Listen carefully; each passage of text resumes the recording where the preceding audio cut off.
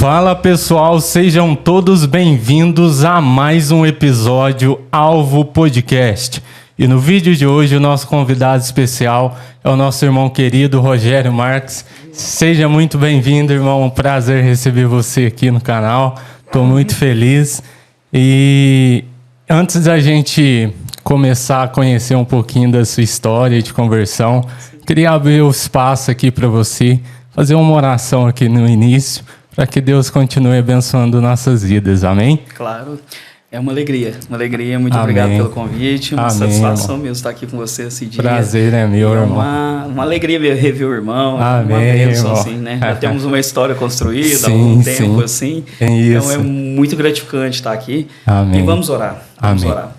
Pai, no nome de Jesus, nós queremos mesmo, Pai, que esse tempo esteja na Tua presença, que o Senhor se faz presente não só aqui no meio dessa conversa, Pai, mas a todos que estiverem vendo, Pai, ouvindo, que sejam ministrados ao coração.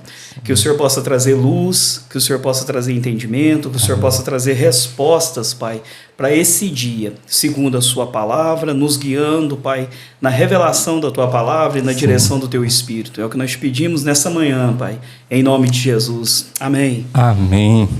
Rogério Marques. Sou eu. Queria conhecer um pouquinho da sua história, como foi o início da sua conversão. Você já nasceu em um lar cristão? Conta aí pra gente. Então, não nasci num lar cristão. Sim. Infelizmente, não. Sim. Eu sou caçula de 5 filhos, sim, né? E nós somos daqui de Paraíso mesmo. Meus irmãos e minha mãe e meu pai moraram na roça um tempo. Quando eu nasci, mudaram para a cidade, para aqui, para Paraíso. E quando eu tinha 12 anos, o lar era cristão católico, né? Como é tradicionalmente, sim, acontece assim. E aí, quando eu tinha 12 anos, meu pai morreu. De 12 para 13 anos, meu pai morreu. E aí foi uma mudança, assim, na minha vida, assim, né? E continuei a vida de adolescente, né? Jovem, né? Criado no mundo, com essa cultura do pecado, né? Cultura caída, né? E aí, quando eu tinha de 19 para 20 anos, aí Jesus me salvou.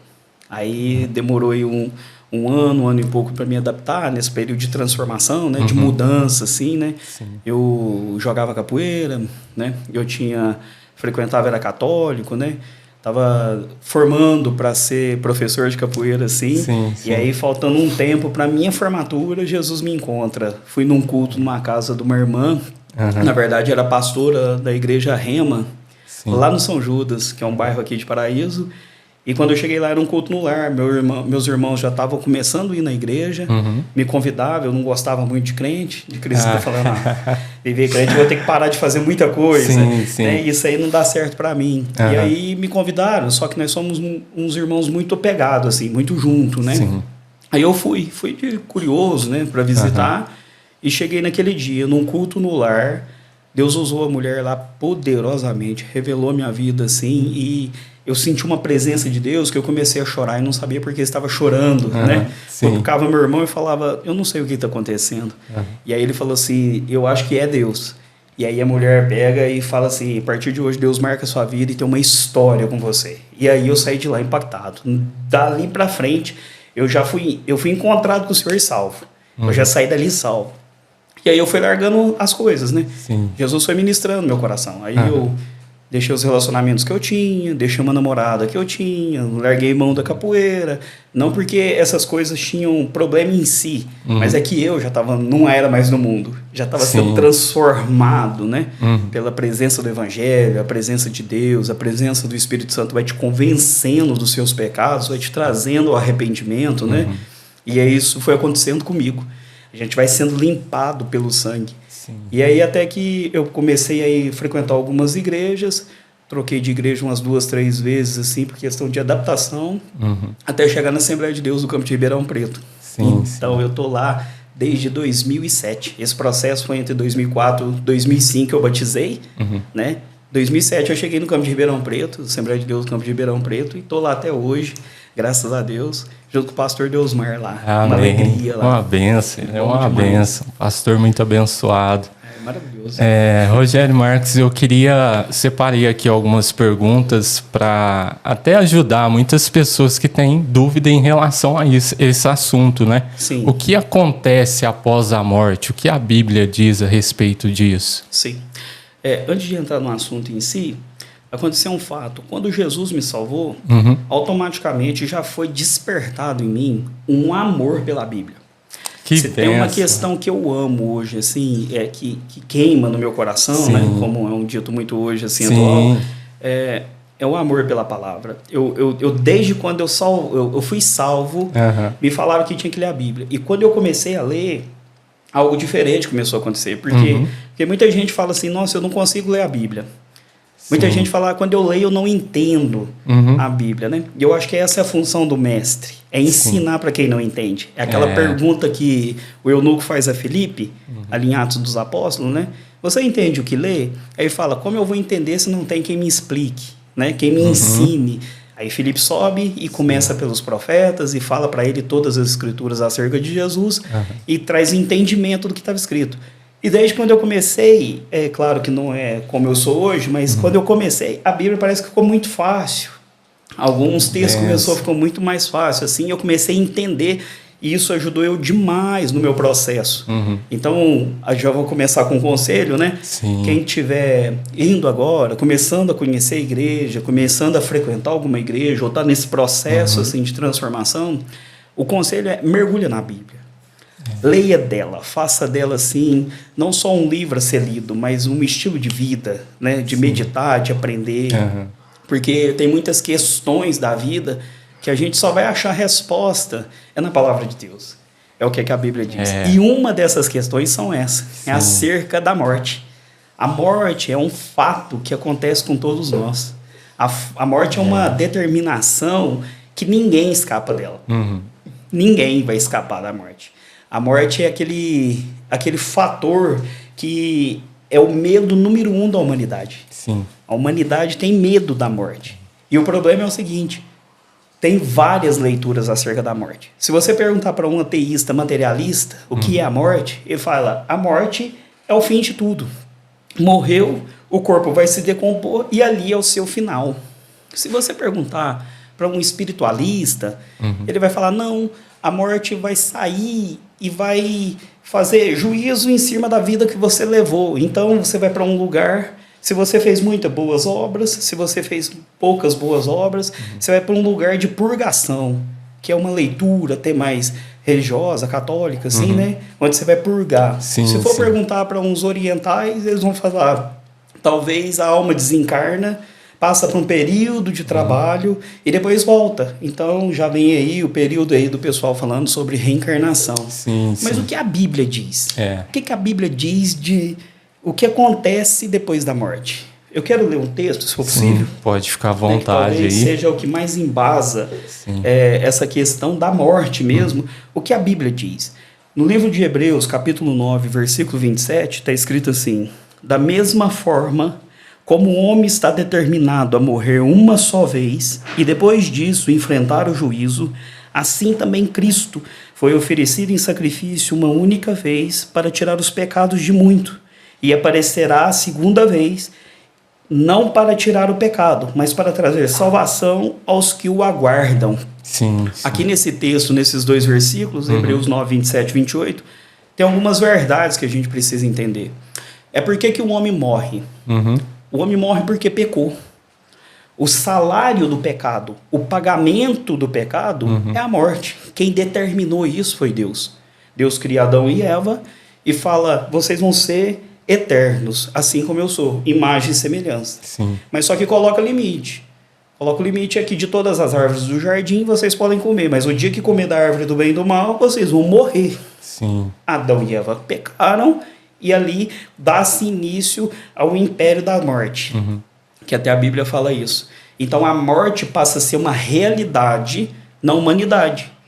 E aí a Bíblia fala algumas coisas que nos orientam acerca disso. A primeira coisa é, ao homem está determinado morrer uma só vez. Então aqui já aniquila todo aquele pensamento de, eu vou morrer e depois eu vou reencarnar. Sim. Eu vou morrer, ou senão eu vou encontrar com alguém que já morreu. A Bíblia não dá respaldo para isso. A Bíblia só vai falar que ao homem está ordenado a morrer uma só vez.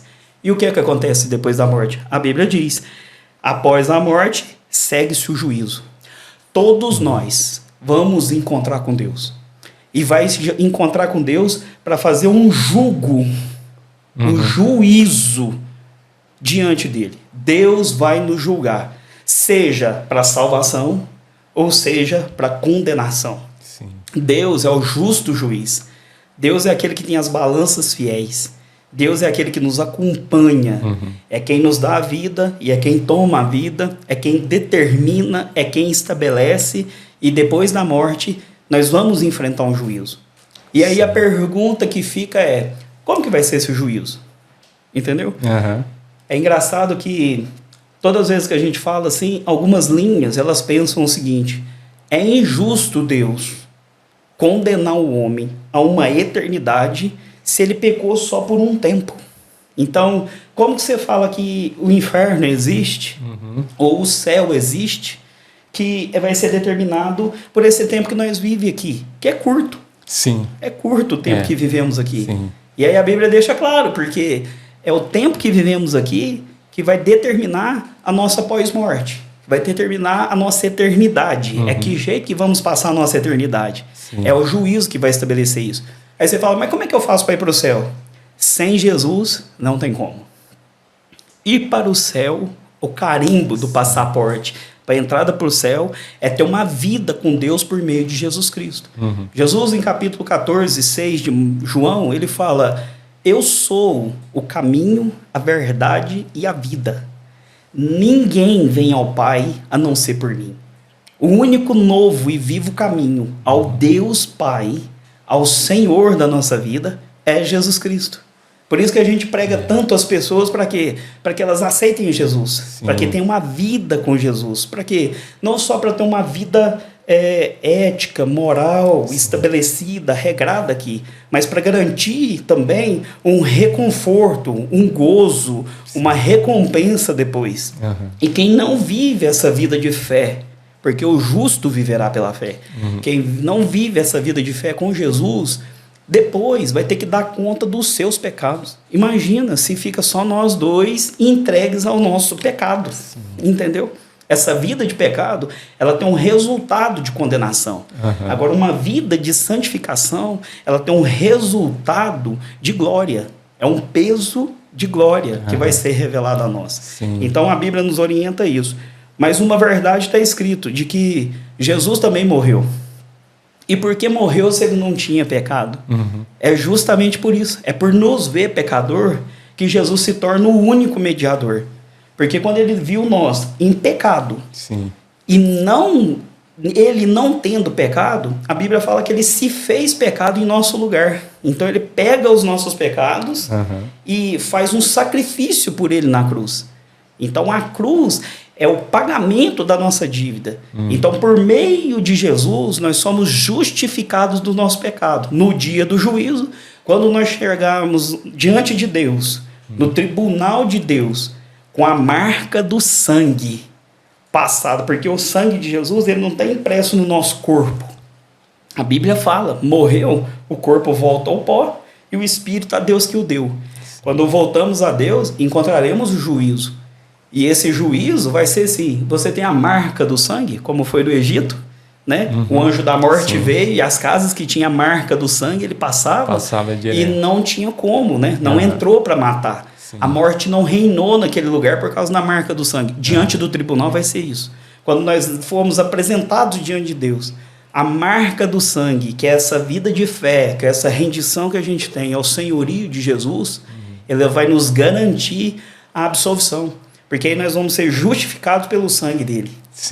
E aí a Bíblia também fala uma outra verdade, que ele veio, morreu e vai voltar uma segunda vez. E essa é a nossa esperança. Que quando Jesus voltar, ele também vai voltar não mais para perdoar pecado. Ele vai voltar para trazer a salvação completa a todos aqueles. Por que completa? Porque o corpo ainda não recebeu dessa restauração, né? O corpo ainda habita nele a natureza caída, né? Por isso que até filosoficamente, se você falar, existe uma teologia do corpo e um pensamento platônico era que o mundo das ideias era o mundo ideal, era o mundo divino, né? É o mundo transcendente. E o corpo, ele era tipo que sujo, que imundo. Por quê? Porque nele ainda habitava essa condição pecaminosa, essas limitações que ainda temos. Sim. Um dia vai ser restaurado.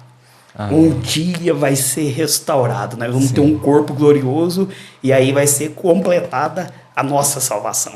Amém. Que benção, irmão. Maravilhoso. Forte demais. Existem muitas pessoas também que têm dúvida em relação ao inferno. Alguns acreditam que o inferno existe, outras pessoas dizem que não existe. Sim. E a pergunta que eu separei, o inferno, ele existe, Rogério? O inferno existe. O inferno existe. A realidade eterna do inferno, ela é tão veraz, ela é tão verídica quanto a realidade eterna do céu. Entendeu? Por que o inferno existe? Se você pegar a Bíblia e for ler todos os evangelhos, você vai ver que a mensagem que Jesus mais disse em todos os 4 evangelhos foi sobre o inferno. O inferno é uma condição de sofrimento. O que deixa isso mais claro é quando você lê Lucas 16, a história do rico e do Lázaro. Sim. Primeiro nós precisamos entender que quando Jesus fala de rico e do Lázaro, ele não está falando de uma parábola. Porque parábola ele usava comparação. Jesus usa o termo assim, havia um certo homem chamado Lázaro. Então é uma história que ocorreu e Jesus está trazendo luz a isso. E aí ele fala que Lázaro era um mendigo que vivia leproso, os cães lambiam as suas feridas. Sim. E existia um rico, muito opulento, que vivia nos seus prazeres, no seu conforto e não tinha relação nenhuma com Lázaro. E Lázaro estava na porta da casa dele. Aí a Bíblia diz que os dois morreram. A Bíblia diz que Lázaro foi conduzido pelos anjos aos céus. E a Bíblia diz que o rico morreu e foi sepultado. A palavra sepultado ali é o Hades.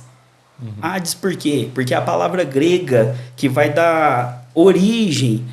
Porque Hades, no grego, ele significa muito mais só do que inferno. Ele significa sepultura, ele significa morte, ele significa cova. Né? E umas dessas é inferno. Então ele foi levado para um lugar ruim. Aí a Bíblia fala o que acontece depois. Jesus ele levanta a cortina da realidade e dá um enfoque no pós-morte. E vai falar as duas realidades. Aí a Bíblia vai dizer que Lázaro estava no seio de Abraão. E vai falar que o rico estava no inferno. E começa a descrever as condições que o rico estava vivendo estando no inferno. E quais são essas condições? Primeiro, ele estava em profundo tormento. Profundo tormento. E aí você consegue... A nossa mente não vai conseguir descrever que sofrimento é esse. Porque o texto bíblico, todas as escritas, ela não tem nela emoção. Então nós lemos assim, um profundo tormento. Então a consciência que nós temos é do que nós passa aqui. É uma aflição que nós passa aqui. Mas é profundamente, é infinitamente mais do que isso. Além disso, é um lugar de sequidão, que o rico olha e vê Lázaro do outro lado, para cima, olha para cima, vê o pai Abraão junto com Lázaro e fala para Lázaro, molhar o dedo na água e refrescar a minha língua. Então é um lugar, é um sofrimento, é um tormento e sequíssimo. É uma questão não só de sede, é uma questão de esvaziamento. Né? Se nós pudéssemos definir o que é o inferno se define de uma certa forma. É a separação total de Deus. Se falar isso para certas pessoas hoje, eles vão ter da glória. Se falar, nossa, você vai ser separado totalmente de Deus, para algumas linhas de pensamento, alguns movimentos que tem hoje, eles vão ter isso como alegria. Só que tem um porém. Quando a gente fala hoje em separação de Deus, ele está no mundo. Ele tem ar. A chuva cai na casa do ímpio e do justo. Né? Todos nós temos liberdade de respiração. Então quer dizer que, ainda que as pessoas são contrárias a Deus, inimigas de Deus, ela ainda recebe do benefício do cuidado de Deus. Mas pós-morte não. Vai haver uma separação total. E Jesus diz que no texto fala que tem um abismo que separa o inferno do seio de Abraão. Né? E aí não tem como passar daqui para lá e de lá para cá. Então não tem interseção. Até o Lázaro, o rico, fala assim, deixe-me ir falar para os meus irmãos que estão vivos, para que eles não venham para cá. Aí o pai Abraão responde, eles já têm Moisés e os profetas. Porque se eles não creram em Moisés e os profetas, que é o que está escrito, Sim. nem se ressuscitasse alguém, eles também não creriam. Então, a salvação é por meio do que a Bíblia nos fala, revelando um Cristo Salvador, Sim. mas também, se eu não aceitar esse Cristo Salvador, uma condenação me aguarda. Sim. É o juízo que vai estabelecer isso daí. Jesus, ele fala muito acerca do inferno. Ele fala, não chama teu irmão de louco. Porque se você chama teu irmão de louco, você vai ser réu do juízo do inferno. Jesus fala assim, se a tua mão te faz pecar, é melhor você cortar a mão, entrar maneta no céu, do que com as duas mãos entrar no inferno. Sim. Então Jesus vai falando daquela condição do nosso estilo de vida que vai determinar a nossa eternidade.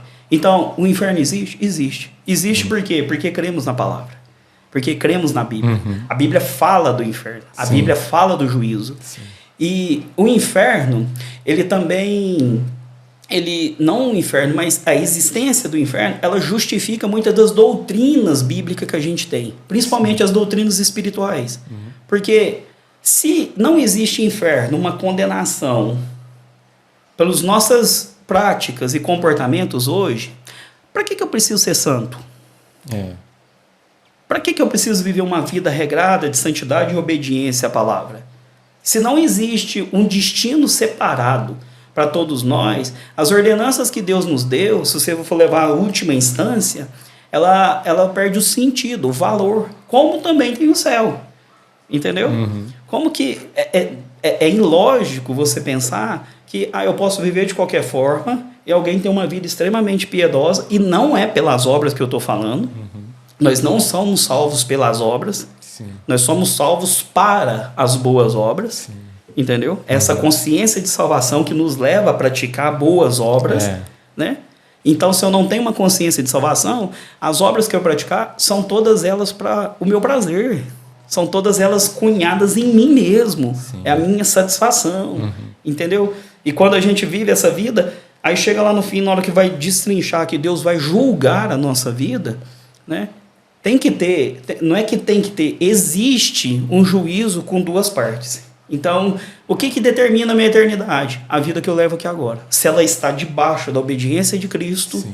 vivendo a fé que a Bíblia nos ensina por meio dele, que é o nosso Salvador, ou ímpio, rebelde a Deus, desobediente, então cada um vai ter um destino diferente. Sim. Então, o inferno existe? Existe. A Bíblia nos garante que existe. Misericórdia. Irmão.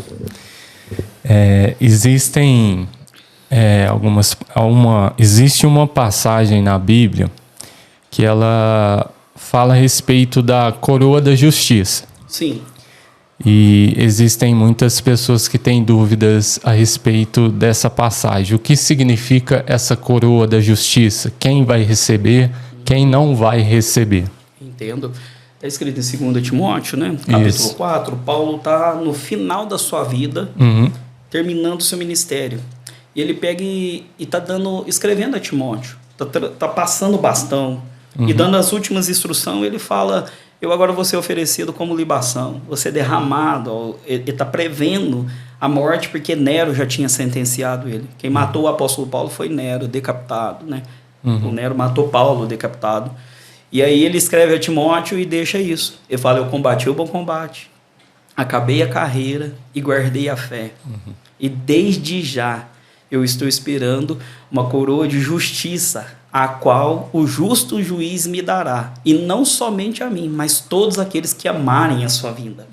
Então, Paulo também deixa umas verdades aqui. Sim. Ele está falando, eu vou partir para lá. E chegando do lado de lá, ele vai usar uma figura tipo grega. Porque os esportes gregos lá, quando ia no final, quando atravessava qualquer modalidade de esporte, Sim. quando tinha algum vencedor, o pódio, onde ia ser a celebração da conquista, o reconhecimento dessa vitória, né? O pódio era chamado de Beema, que é o tribunal que a gente vai se apresentar. E a coroação era: eu estou te honrando pela vitória, pelo seu esforço, pelo seu desempenho diante de tal modalidade. E aí Paulo evoca essa coroa de justiça. Por quê? Porque era o juiz que fala: você correu certo? Você correu certo? Você obedeceu todas as regras? Você cumpriu da forma que tinha que cumprir? Então você vai ser recompensado. É o que nós chamamos de medalha olímpica. Sim, sim. Então, na Grécia Antiga era aqueles lauréis que colocavam assim, né? Sim. Então era essa coroa de justiça. Por isso que ele usa o justo juiz. Porque aqui, para o esporte, o juiz podia até ser corrompido. Na eternidade, não. A coroa de justiça é depois do juízo. Deus vai falar: vinde benditos de meu Pai. Entra para o gozo do teu Senhor. Sim. É a recompensa que Deus vai nos dar. Sim. É esse selo de que vamos ser salvos. É isso, é a coroa da justiça. Por isso que ele faz questão de dizer: eu combati o bom combate. Eu corri a carreira e eu guardei a fé. Por quê? Porque tudo isso era motivado pela coroa de justiça que vai me ser dada naquele dia. E ele nos inspira a correr essa caminhada, a batalhar essa luta e a guardar a fé. Porque não é só a mim, mas a todos aqueles que amarem a sua vinda. É a vinda que nós lemos em Hebreus. Sim, ele vai vir uma segunda vez e trazer salvação para aqueles que já o aguardam. Então, a coroa de justiça, eu entendo que é esse selo, que é essa outorga que Deus vai nos dar no dia do juízo, que vai ser essa recompensa, que vai ser esse: você está salvo. Eu te garanto aqui. O que você fez, padeceu, o que você viveu na fé, aqui vai ser recompensado. Né? Isso nos motiva a andar com Deus. Sim. A presença de Deus, ela é maravilhosa, porque ela nos acompanha desde o dia que o aceitamos, mas ela nos aponta também para um lugar onde a justiça de Deus, ela vai nos honrar. Por isso que está escrito na Bíblia, o livro do Apocalipse fala assim, que Deus naquele dia vai secar dos nossos olhos toda lágrima. E isso é maravilhoso de pensar. Muito lindo, irmão. A gente sabe que Jesus ressuscitou ao terceiro dia, né? Sim. E as pessoas têm dúvidas. Onde Jesus estava durante esses 3 dias, durante esse tempo? Onde ele estava, o que ele estava fazendo nesse tempo? Sim. Nós precisamos entender que Jesus, ele é a porta das ovelhas. Sim. Jesus, ele é o nosso Messias, é o nosso Cristo, é o nosso Salvador. E ele só recebe esses títulos por causa das obras que ele fez e o que ele fez para nos salvar. Então, antes de Jesus, como que o homem lidava com o seu pecado? De forma judaica, tinha que todas as vezes, uma vez por ano, oferecer morte de sacrifício. Tinha que ter teve vários sacrifícios para vários sacerdotes, e esse pecado não era suficiente para resolver a questão do pecado do homem. O pecado do homem não é só o que eu faço, é de fato quem eu sou, a minha natureza. Ela é caída. Depois de Adão, nós vivemos essa realidade de queda todos os dias, essa inclinação ao pecado. Se nós formos sinceros com nós mesmos, nós vamos entender que nós amamos pecar. Que nós amamos pecar de forma veemente. Cristo que nos traz essa iluminação de arrependimento. Então, quando ele nos traz essa iluminação de arrependimento, ele nos coloca numa condição de que eu não consigo lidar com a minha natureza pecaminosa sozinho. Eu não consigo. Você vai ver isso, você vai conversar com a realidade das famílias, né? Uma pessoa que é extremamente adúltera, um viciado em drogas, em álcool, alguma coisa, sozinho ele não consegue. E com o pecado é infinitamente pior. Porque ele é condicional, é a nossa condição. Por isso que uma das premissas do Evangelho é: você, para me seguir, tem que nascer de novo. Deus nos dá uma nova vida. E aí, o que Jesus faz? Ele nos dá uma nova vida para nos abrir acesso ao Pai, para nos dar vitória sobre o pecado. Uma das verdades que a gente tem que entender, para falar nesse texto que você falou, é que nós precisamos lidar com os nossos pecados. E a salvação em Cristo, ela lida diretamente com o nosso pecado. Primeiro, nós somos salvos da influência do pecado. Hoje, nós somos salvos do poder do pecado. E amanhã, quando ele voltar, nós vamos ser salvos da presença do pecado. Então, quando o pecado foi extirpado, nós vamos encontrar. E como é que Jesus fez isso? Se a condição, se o salário do pecado era a morte, Jesus tinha que vencer a morte. Sim. Ele vive uma vida reta. Quando ele entrega a sua vida em pagamento para ser a nossa justiça, né? No nosso lugar, assumindo os nossos BO, como alguém diz aí, né? Sim. As nossas complicações, né? De forma de como que nós lidamos com o pecado, Jesus assume isso tudo e leva consigo. E morre. Então, quando ele diz na cruz, consumado está, ele está entregando isso não à humanidade. Ele está entregando isso a Deus. Sabe o pecado de toda essa humanidade? Sim. Né? Ele está em mim. E a partir de agora, o que tinha ele como salário, eu estou pagando. Então, o que acontece? Jesus matou a morte nesse dia. Jesus vence. E quando ele entrega o Espírito, ele fala, Pai, em tuas mãos eu entrego o meu Espírito. Então, Jesus desencarna. Sim. E aí nós precisamos entender que o corpo sem alma, ele não vive. Não. Mas a alma sem o corpo vive. Ela tem uma existência, uma realidade fora desse corpo também. Entendeu? Sim. Então, por isso que a morte, ela é essa separação de alma e corpo. O corpo vai para o pó, mas a alma, ela vai para diante de Deus. Quando Jesus ele morre, a Bíblia fala algumas coisas acerca disso. Sim. A Bíblia fala que Jesus morreu e foi às regiões mais baixas. A Bíblia fala que ele tomou a chave da morte e do inferno. A Bíblia fala que ele pega e leva consigo o cativeiro. E o que é o cativeiro? São todas aquelas pessoas, né, que morreram sem ouvir da salvação. Isso é uma linha de entendimento. Sim. Tem outras, né? Sim. Algumas linhas de entendimento falam que quando Jesus desce às regiões mais baixas, não está falando de quando ele morreu, mas de quando ele era vivo. É um Deus que desceu até as regiões mais baixas para achar um homem pecador. Ele se encarna em humanidade. Então tem também essa forma de pensamento. Sim. Mas o que nós entendemos é que depois que Jesus morre, ele faz uma reorganização. Lá no rico e no Lázaro, tinha aqui o Hades e tinha o seio de Abraão. Jesus na cruz, para o ladrão da cruz, ele diz, ainda hoje estará comigo no paraíso. Ele faz tipo uma reforma, né? E leva-nos a esse lugar de descanso. Paraíso é isso, lugar de descanso. Lugar de descanso é tudo aquilo que nós vamos ter depois. Então a realidade é essa. Jesus ele vai, pega a autoridade, chave fala de autoridade da morte, porque se o salário do pecado é a morte, Jesus não pecou. Então a morte não teve poder sobre ele. Por isso que nós somos salvos pela morte de Cristo, mas também recebemos a promessa de vida eterna, que nos vem com a sua ressurreição. Sim. Por isso que Jesus é o primogênito da ressurreição. Por quê? Porque é o único que a morte não pôde deter. Foi o único da qual os grilhões da morte não pôde segurar. Por isso que Paulo, quando vai escrever em 1 Coríntios capítulo 15, ele fala o seguinte, onde está a morte, o teu aguilhão? Onde está o inferno, o teu poder? Sim. Porque graças a Cristo, né? Foi por Cristo, ele rompeu os grilhões da morte e nos deu vitória. Porque por isso que temos essa vitória em Cristo Jesus. Né? É maravilhoso pensar nessa realidade. Então, depois de morrer, o que ele fez? Ele destrona a morte. Na cruz, ele despojou todos os principados e potestades, que são os demônios.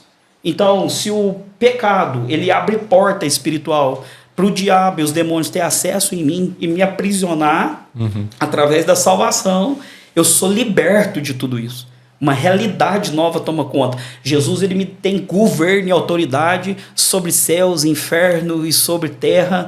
Por isso que Filipenses fala no capítulo 2 que ele não teve por usurpação ser igual a Deus. Antes veio em forma de carne, na semelhança de homem, foi obediente até a morte de cruz, a qual Deus o exaltou soberanamente, lhe deu um nome que está acima de todo nome, do qual todos os que estão no céu, na terra e debaixo da terra vão dobrar o joelho e toda língua confessará que Jesus Cristo é o Senhor. Essa autoridade que está nele é o que ele conquistou porque teve uma vida de santidade, foi uma vida sem pecado para ser um mediador da nossa vida. Quando ele morre, ele desce às regiões mais baixas, toma a autoridade da morte e do inferno. Então agora o inferno nunca foi do diabo, pelo contrário, o inferno está ainda preparado para recebê-lo. Ele também vai ser castigado, ele também vai sofrer por todo o seu pecado, né? Também do inferno. ele leva contigo cativeiro, e quando ele ressuscita, ele traz consigo isso daí e dá dons aos homens.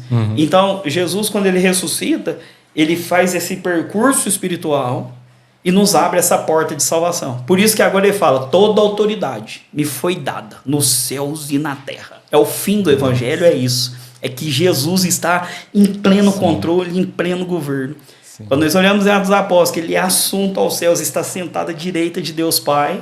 O apóstolo Paulo, lá em Efésios, ele fala que nós assentamos com ele no trono. Então, quando eu estou em Cristo, eu estou nesse lugar de reinar, já que eu já estou liberto, eu já estou livre por essa obra salvífica do Calvário. É maravilhoso pensar nisso. Benção, é lindo, irmão.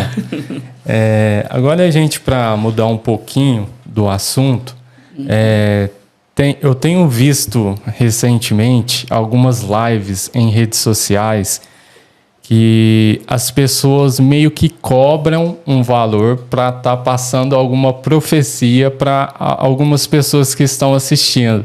Qual o seu ponto de vista em relação dessas pessoas que praticam esse tipo de ato? Então, sendo bem sincero, assim, essas pessoas são aquelas que Jesus falou que eles são 2 vezes filhos do inferno. Por quê? Porque Jesus não está falando isso com um ímpio romano.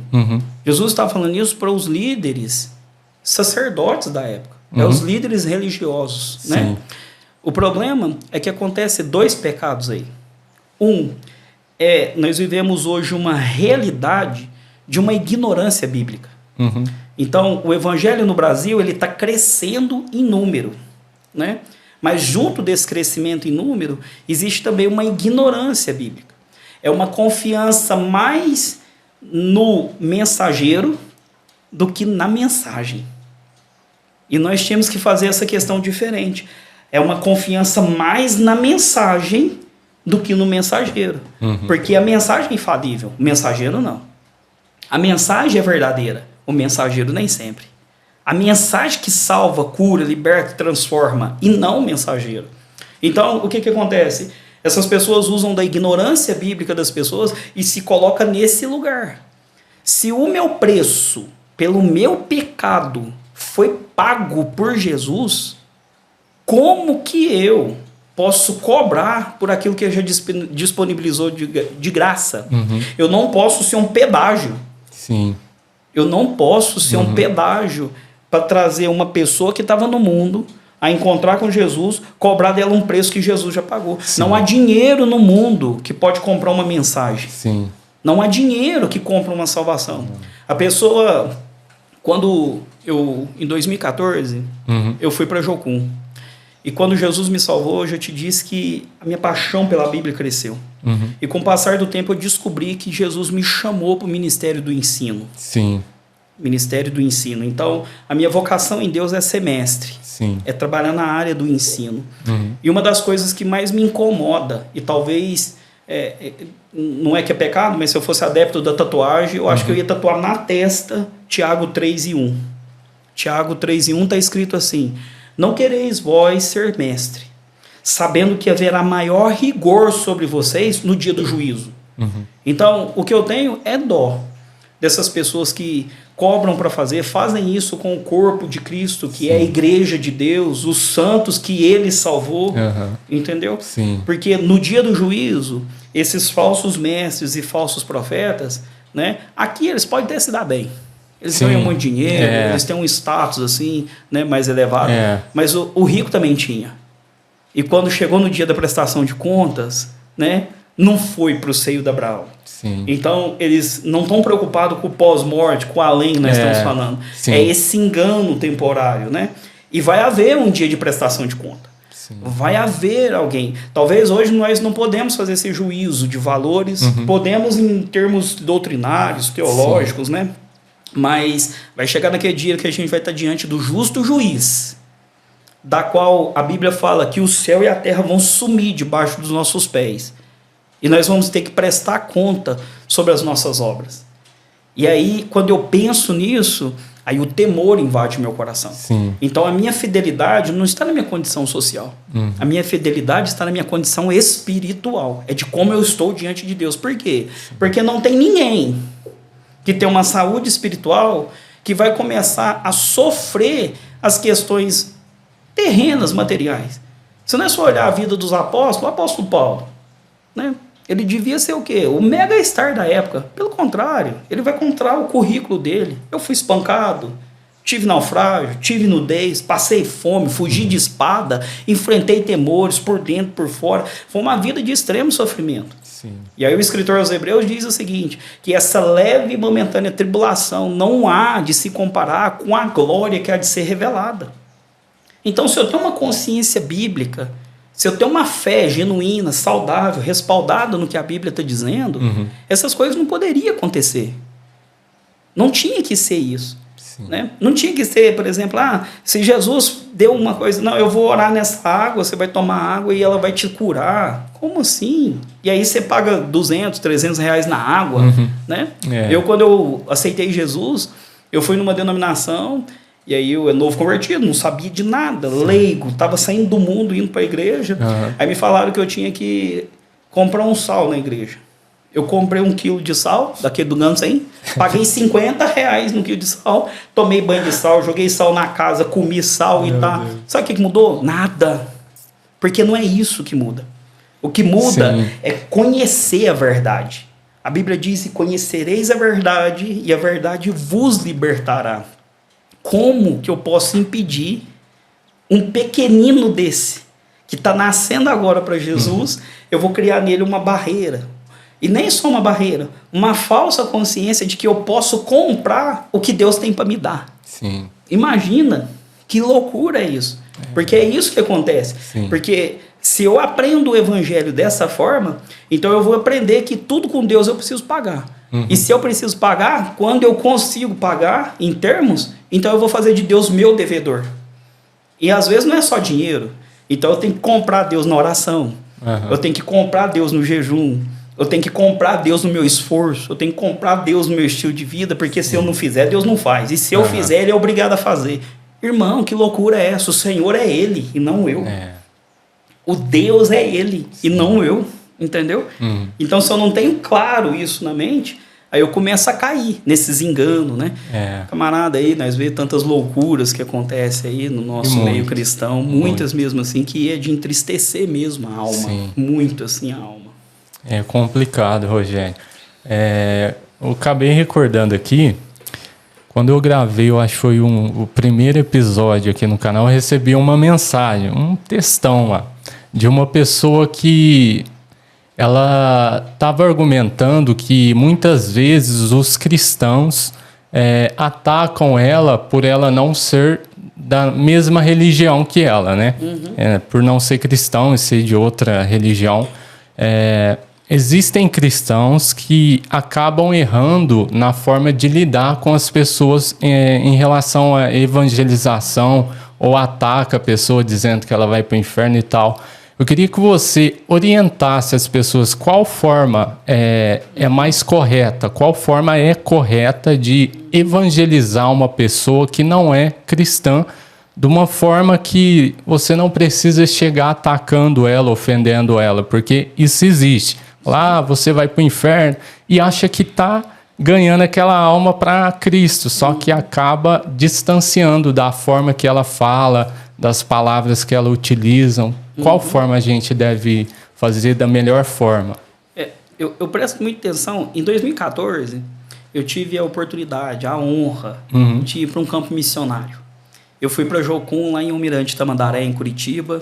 Fiquei lá 1 ano. Eu fiz um prático do meu curso, né? Eu fui para a Rússia, fui para a capital da Sibéria, lá em Novosibirsk, e passei lá 45 dias para pregar o evangelho ali, fazer uma missão transcultural, e foi uma experiência espetacular. E quando a gente fala de missão, e principalmente em evangelização, hoje um assunto muito em voga no Brasil hoje é a questão da intolerância religiosa. E toda intolerância religiosa, ela parte de uma ignorância. parte de uma ignorância. Sim. Quando eu vejo relatos desse daí também que chegam com a gente, assim, eu tenho muitas pessoas que eu conheço, me relaciono, que não é cristã, Sim. que não faz parte da mesma fé que eu, entendeu? E quando eles começam a falar disso, que viu em algum vídeo, tem pessoas que se ofendem com vídeos, são vídeos talvez muito ofensivos mesmo assim, né? Desrespeitosos, assim. Eu fico pensando assim, como é que Jesus veria isso? Porque a primeira coisa que me vem quando eu encontro cristão dessa forma aí, que ofende as pessoas, né? É que, no mínimo, ele não tem convicção da sua própria salvação. Por quê? Porque quando ele vai pregar com alguém e a pessoa não aceita talvez o discurso, a fala que ele está falando, né? Ele se ofende. Ofende por quê? Porque isso está mais incerto em quem ouve e diz que não conhece, ou em mim que conheço e entro nesse lugar de ira. Porque a ira fala disso. Sim. A ofensa, ela vai muito contrário àquilo que Jesus falou. O apóstolo Pedro ele vai falar o seguinte: responda com mansidão aqueles que pedirem a razão da vossa fé. É o modo de pensar, é de vida. Sim. A mensagem, ela é de amor? Mas ela tem um cunho de justiça? Tem. E eu tenho que apresentar isso de forma genuína. Eu não posso distorcer a mensagem, né, para que ela se torne melhor para ouvir. Sim. Porque o evangelho ele é confrontante. Mas o evangelho é confrontante, não a minha convicção. O evangelho, ele é o que salva, cura e liberta. Sim. Não a minha percepção. Entendeu? Jesus prega para o jovem rico e fala para ele: vende tudo que tem, me segue e terá um tesouro no céu. O jovem rico pensou, virou as costas para Jesus e foi embora. Sabe o que Jesus fez? Ficou extremamente bravo? De jeito nenhum. Jesus ofendeu o jovem? Pelo contrário, a Bíblia diz que ele o amou. Entendeu? E aí o que a gente quer fazer? Quando as pessoas não aceitam o nosso discurso, a gente já condena ela no inferno. E isso talvez é o presente dela. Mas amanhã, o futuro dela, ninguém conhece. Sim. A Bíblia fala que a gente não vai converter ninguém, mas nós pode pregar. E se a gente for pregar, apresenta de forma integral o que a Bíblia diz. Sim. Condições. Entendeu? Condições. Nós não podemos ser o empecilho da pessoa chegar a Deus. Nós temos que ser esse caminho que viabiliza a pessoa chegar a Deus. Sim. Agora, se eu for com grosseria, ainda mais no mundo hoje, tão sensível em alguns temas, né? A gente tratar de forma brusca, tratar de forma ignorante, assim, nós vamos mais fechar a porta do que abrir a porta do evangelho para essas pessoas, né? Eu sou extremamente contra. Eu vejo no censo do IBGE aí, algumas vezes aí, que o número de cristãos estão crescendo. Sim. E particularmente, junto com isso daí, quantas religiões afro falam que passa crente com Bíblia debaixo do braço e joga pedra no terreiro? Entendeu? E que ignorância é isso? Né? E que falta de empatia, de amor e de respeito. Sim. É de educação mesmo, no fim, assim, no mínimo. Assim. Então nós precisamos lidar primeiro com a nossa mensagem. Primeiro com essa mensagem que somos nós. Por quê? Porque o evangelho ainda é uma boa notícia. Sim. Ele ainda é as boas novas de Deus de salvação. Entendeu? É ele que faz a diferença. O evangelho, ainda que tenha um cunho condenatório, ainda que tenha um jugo de juíza, ele ainda é a expressão do amor de Deus. Sim. Ele ainda é a mensagem de Deus falando que ama a humanidade e que tem jeito para o pecado nosso. Que tem solução para as nossas mazelas e dificuldades. Deus fala que tem o poder de transformar a nossa realidade, de mudar a nossa vida, de nos libertar dos nossos cativeiros. Sim. É essa a mensagem. É: vinde a mim todos que estáis cansados e oprimidos, que eu vos... Olha só. Vinde a mim, que eu vos aliviarei. Sim. Eu vou tirar esse fardo pesado e esse jugo escravizador e vou colocar o meu fardo que é leve, o meu jugo que é suave. Então, quem vai manipular os meus pecados não é a igreja. Não é o pastor, não é o cristão. Quem vai manipular os meus pecados é Cristo. Sim. É a presença de Deus em mim que vai me constranger. A igreja ajuda nisso? Claro que ajuda. Os pastores ajudam nisso? Claro que ajuda. Porque quando eu cheguei na igreja eu não sabia nada. Eu precisava de orientação, eu precisava de ajuda, eu precisava de conselho, eu precisava de alguém orar por mim, eu precisava de alguém me ajudar na caminhada. Agora, se a gente não está disposto a ombrear alguém na caminhada, a gerar um novo filho para o reino, Irmão, tá errado, entendeu? Eu não posso ofender as pessoas, não. Sim, isso tá errado. Tá errado. Rogério, queria que você desse um conselho para o pessoal que está assistindo essa gravação agora. Luta a gente sempre vai ter aqui nessa terra, né? Existem muitas pessoas que até mesmo pregam que a luta vai acabar e tal, só que no meu ponto de vista, eu não acredito que a luta vai terminar um dia. A gente vai ter que aprender a suportar, né, as provações, as lutas. Qual conselho você dá para o pessoal aí que está pensando em desistir, está parado, já faz um bom tempo que não vai mais na igreja? Fala aí, dá um conselho aí para o pessoal aí. O primeiro conselho é que a maioria das nossas frustrações, né, é porque nós estamos tentando com o nosso braço, com a nossa força mesmo, né? E ainda eu parto, né, puxando aqui, né, a sardinha para minha brasa aqui, né, a brasa para minha sardinha. Eu penso ainda que essas questões ela começam a acontecer quando eu tenho uma compreensão errada do que o Evangelho me promete, do que o Evangelho me garante. Ele parte de uma falta de conhecimento que a Bíblia diz mesmo, entendeu? Eu costumo fazer um censo assim, às igrejas que eu vou, eu peço o seguinte: quem aqui tem mais de 5 anos de fé? Eu chuto aí 5 anos. Aí um monte de gente levanta a mão. Aí dessas pessoas que têm 5 anos de fé, quem já leu a Bíblia inteira? É assustador você ver o tanto de mão que abaixa. Então isso quer dizer, e olha que eu vou em alguns lugares, né? Isso quer dizer, e várias denominações, isso quer dizer que a Bíblia não é tão importante pra gente. A gente gosta mais do discurso do que da leitura. Entendeu? E aí o que acontece? Se eu não tenho uma compreensão errada, eu fico esperando coisas que Deus não prometeu. Eu fico esperando coisas, e aí o que acontece? O resultado disso sempre vai ser uma ferida. Sempre vai ser um machucado, sempre vai ser uma frustração. E aí eu encontro muitas pessoas dessa forma. Ou afastadas do Evangelho, porque foram machucadas de alguma certa forma, né? Ou pessoas que estão lutando aí, né, com a vida cristã, esperando coisas que a Bíblia não prometeu. E aí começa a acontecer os impasses. Então qual que é o conselho? Primeiro conselho: sem Deus não tem como. A Bíblia não é só um manual de regra.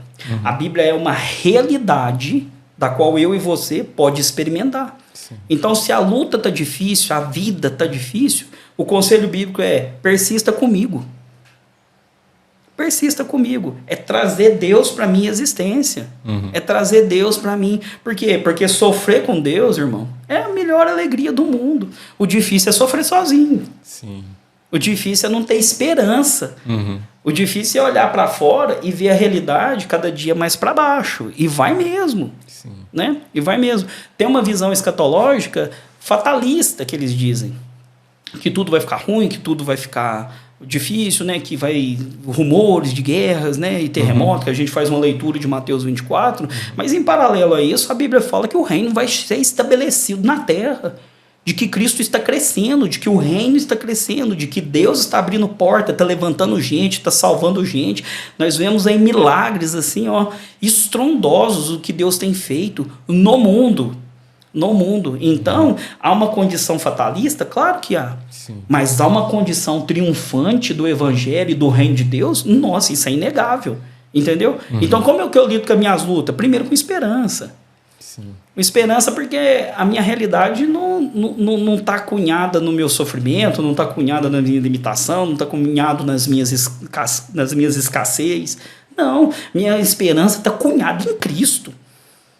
Está cunhada em Cristo. Se ele sofreu, se ele foi vilipendiado, se ele foi escarnecido, se ele foi humilhado, se ele foi espancado no corpo físico, né? Foi abusado mesmo no físico, nós vamos passar por lutas, mas só que tem de bom ânimo. Eu venci o mundo e vocês também vão vencer. É essa a esperança, entendeu? Quem está afastado do Evangelho, eu sei que muitas vezes nós colocamos a culpa em muitas coisas, né?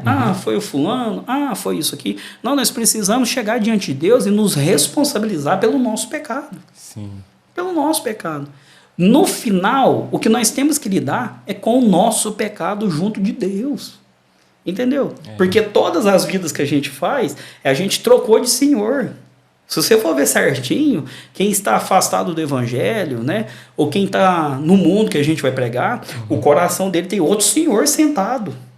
E destronar um outro Senhor para o Cristo sentar, esse é o desafio. É o desafio mesmo. Porque quando eu penso na minha realidade eterna, que nem nós falamos aqui, irmão, um lugar que eu não quero ir é para o inferno. De forma alguma. Sim. E uma vida que eu quero viver é com Cristo.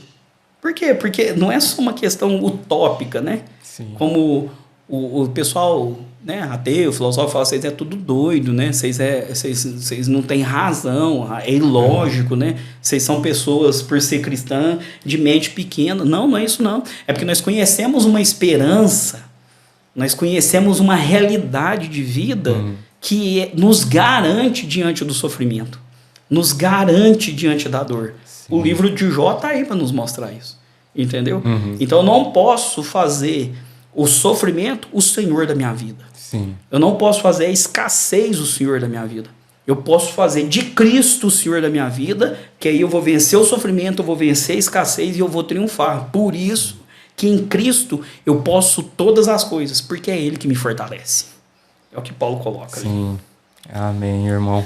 Para a gente encerrar aqui, Rogério, eu gostaria de abrir o espaço aqui para você fazer uma oração para que Deus continue abençoando cada pessoa que estiver assistindo a gente e as nossas vidas também, né? Claro. Fique à vontade. Claro. Eu fico muito feliz por essa oportunidade. Eu também. Foi um tempo muito maravilhoso, assim. Amém, irmão. Eu também tenho um canal no YouTube, queria convidar as pessoas a me seguir. Vai estar na descrição aqui do vídeo. Rogério Marques lá, né? Tem algumas mensagens lá dos lugares que eu tenho passado, algumas questões filosóficas que eu tenho pensado, assim, teológica, né? Para ajudar o pessoal aí no corpo de Cristo. Amém. Né? Amém. E muito obrigado, Lucas. Eu que agradeço, irmão. Tá? Foi um prazer. Foi uma alegria sempre. Foi uma alegria imensa, irmão. Tá bom? Amém. Pai, no nome de Jesus, nós oramos nessa hora. Te agradecemos por esse momento. Pai, que o Senhor possa alcançar vidas com essa palavra. Que o Senhor possa mesmo, Deus, fazer muito mais do que pedimos ou pensamos. Que o Senhor possa alcançar, Pai, aqueles que estão mesmo, Pai, desamparados, Pai, estão em lugar de sofrimento, em angústia, Pai. Aqueles que estão recomeçando a vida, a história, Pai. Que essa mensagem de esperança de que Cristo salva, liberta, transforma, batiza com o Espírito Santo e nos garante um porvir que vai nos buscar, Deus. Ela possa mesmo trazer conforto, alívio, esperança a corações, Pai, que estão esmorecidos na caminhada. Pai, que o Senhor possa mesmo, Pai, fortalecer a fé dos meus irmãos, Pai, abençoando a cada um, Pai. Em nome de Jesus, faz uma grande obra, trazendo mesmo, Pai, trazendo iluminação, vigor, força e disposição a todos. É o que nós te pedimos nessa manhã, faz um milagre, Deus, em nome de Jesus Cristo, o nosso Senhor. Amém. Amém. Pessoal, se vocês não forem inscritos, se inscreva aqui no canal, se inscreva também no canal do Rogério, que vai estar aqui na descrição aqui do vídeo. E até o próximo vídeo. Deus abençoe. Amém.